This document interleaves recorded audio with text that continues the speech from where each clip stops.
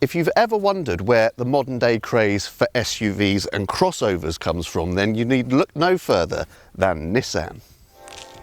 With cars like the original Juke and its bigger brother, the Qashqai, Nissan was a pioneer in offering more ruggedly styled alternatives to conventional hatchbacks, and both cars were such a success that it's a formula that's been copied time and time again by countless other manufacturers. Of course, that also means that the second generation Juke has far more in the way of competition. These are just some of the vast array of models that the latest Juke has to compete with. Talk about being a victim of your own success. The question is, how does the Juke stand out in the crowded marketplace that it helped to create? And now that it's been out for a couple of years, how does it stay relevant? Well, let's start with the first question, and you have to say that the Juke is still very much a car that trades on its looks. Although the whole mini SUV thing has been much copied, very few other manufacturers have been as brave as Nissan with their styling. Beauty is in the eye of the beholder, of course, and while some will see the Juke as looking awkward and ill-proportioned, others will see a car that looks appealingly quirky and unconventionally funky. Whatever your view, you're very unlikely to miss it. And what about that second question of staying relevant? Well, the Mark II Juke was released in 2020, but this particular car is an all-new version, and it is, as is the fashion these days, a petrol-electric hybrid. All very commendable, but do bear in mind that it has an effect on practicality. Now, the regular Juke's boot is very competitive with its rivals for capacity, but because the hybrid's batteries live underneath the boot floor, then it actually loses 68 litres of space, giving it an eventual figure of 354 litres, and that makes it quite a lot smaller than that of most rivals. Still, at least the space is a good square shape, and the rear seats can fold down to extend the load bay if needs be. When it comes to carrying comrades rather than cargo, the Juke provides you with lots and lots of legroom, but headroom is in rather a lot shorter supply. So if you're much taller than me at 6'1", then you might find yourself having to scooch down in your seat. Lots of rivals are roomier back here, and because these rear side windows are quite shallow, then you don't get much natural light back here either. You have no such worries up front with big windows and a clear view of the road ahead, although the tiny rear window does mean that your rear visibility is pretty limited. You have lots of adjustment for your driving position with a steering wheel that moves up and down and in and out, not something that the Mark I Juke had, and you've also got a lever to crank your seat up and down. You'll often hear us banging on about physical aircon controls because they're much easier and less distracting to use than when the ventilation is controlled through the touchscreen. Happily, the Juke has them, and they work in a very simple and satisfying way.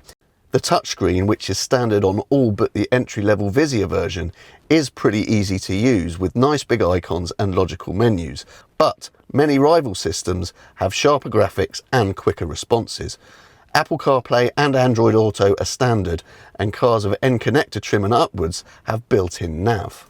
One area where the Juke does set itself apart from its rivals, though, is on interior quality. A lot of the materials in here are really impressive in terms of their density and their finish, and the assembly also appears to be really solid, and that makes this car feel more sophisticated than most of its rivals. However, does it feel so sophisticated once you get it out on the road?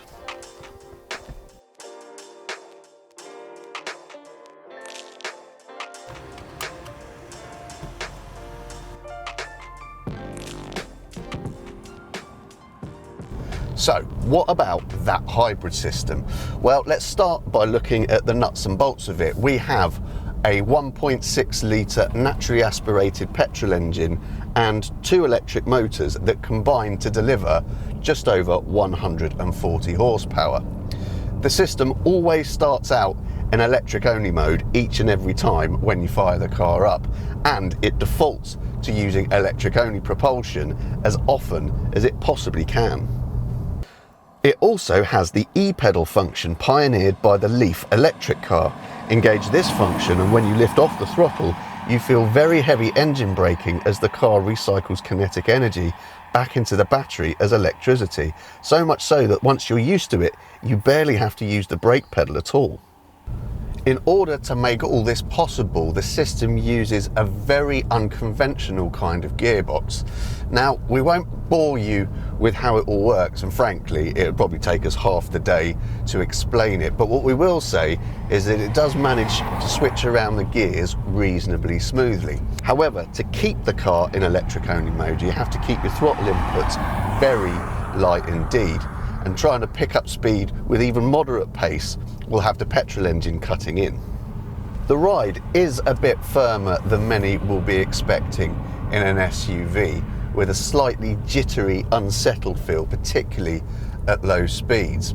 And despite that firmness, you still feel a fair amount of body roll in the bends. That aside though, the Juke does handle quite neatly. It feels very grippy, and the steering has a really nice meaty feel about it, and there's even a decent amount of feedback.